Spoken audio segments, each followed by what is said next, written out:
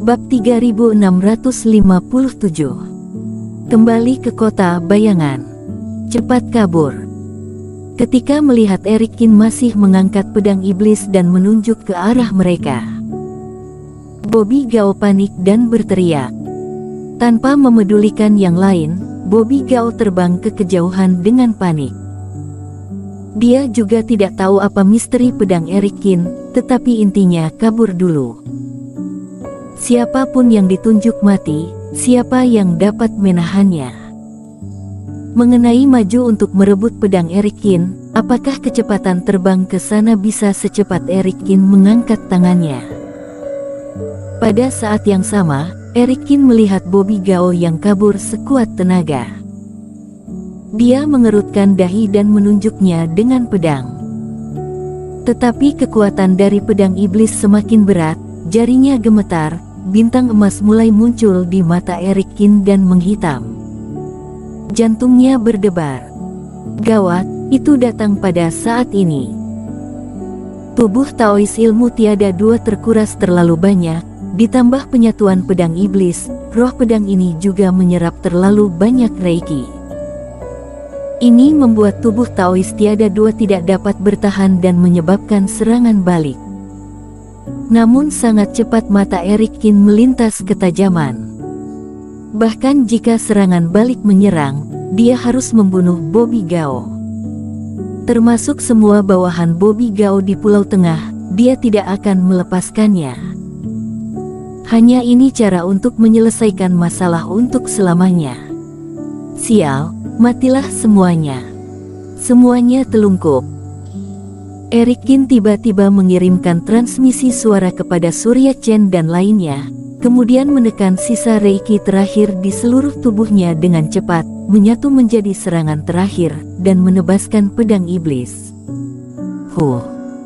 Pedang iblis berubah dari memancarkan cahaya pedang menjadi cahaya pedang yang memancarkan busur melingkar. Seperti riak dahsyat, dengan Erikin sebagai pusatnya dan menebas ke segala arah. Pus. Riak cahaya pedang bergetar di Pulau Tengah. Selain Surya Chen, Yuda Luo, dan bahkan Royce Su yang langsung telungkup, semua yang ada langsung terbelah menjadi dua dan bahkan jiwa dewanya juga dibunuh. Cahaya pedang terus menyebar dan segera menyusul Bobby Gao. Ekspresi Bobby Gao berubah drastis dan melakukan berbagai teknik pertahanan dengan panik. Tetapi kengerian pedang iblis adalah membuat teknik-teknik itu tidak efektif. Cahaya yang tajam menembus pinggang dan perut Bobby Gao dan langsung membelahnya menjadi dua. Bobby Gao menahan rasa sakitnya dan jiwa dewanya terbang keluar. Dan roh pedang iblis juga menembus jiwa Bobby Gao setelah jiwa dewanya terbang keluar. Ketika melihat Bobby Gao mati, pandangan Erikin menjadi gelap, dan ketika roh pedang iblis menembus, pandangannya sudah buram sehingga tidak bisa melihat pemandangan di depannya.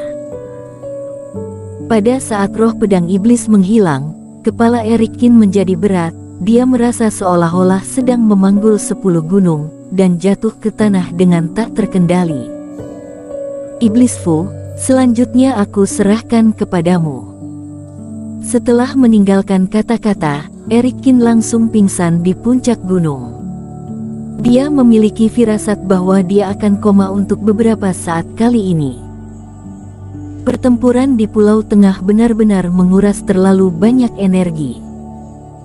Erikin awalnya menghabiskan semua kekuatan yang diberikan tubuh Taois ilmu tiada dua, yang berarti menghabiskan seluruh kerohanian Reiki. Selanjutnya, menyerap pedang iblis, termasuk menggerakkan pedang iblis untuk membunuh musuh yang kuat. Meskipun sebagian besar energi di dalamnya diberikan oleh pedang iblis, tetapi sebagian kecil itu pun sulit untuk ditanggung oleh Erikin. Bagaimanapun yang dia bunuh adalah fase penilaian dua kegagalan, mana mungkin semudah itu. Mengenai selanjutnya, cara menuju rapat terbesar hanya bisa diserahkan kepada iblis Fu dan takdir. Menghadapi jalan buntu seperti ini, Erikin hanya bisa melakukan ini. Bagaimanapun dia bukan dewa dan tidak bisa mengendalikan segalanya, yang dapat dia lakukan hanya melakukan yang terbaik dan berusaha sekuat tenaga. Kita menang. Tebasan Tuan Qin membunuh Bobby Gao dan lainnya. Ruang Pulau Darah sudah bersih.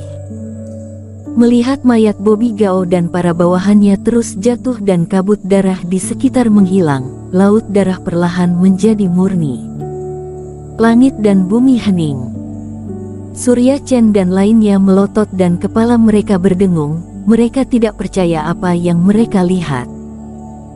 Mereka jatuh ke tanah dengan kelelahan dan melihat sekeliling dengan tatapan kosong. Sampai saat ini masih terasa seperti mimpi. Iblis darah tak terbatas dan mayat darah tak berujung. Ada juga iblis yang mengerikan dan Bobby Gao yang membawa banyak master.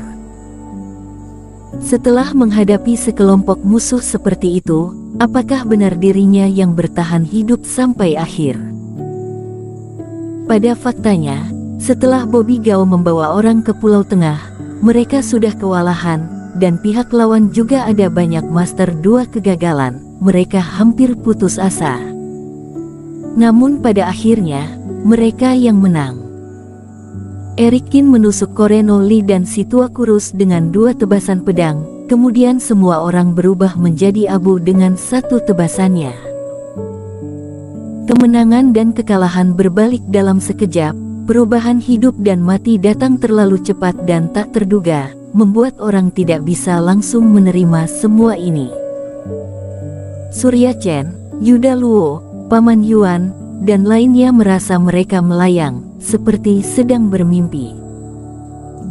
Sementara Nix Lohong, Kal Song, dan lainnya gemetar, seperti ada semacam kebahagiaan setelah hampir menghadapi kematian.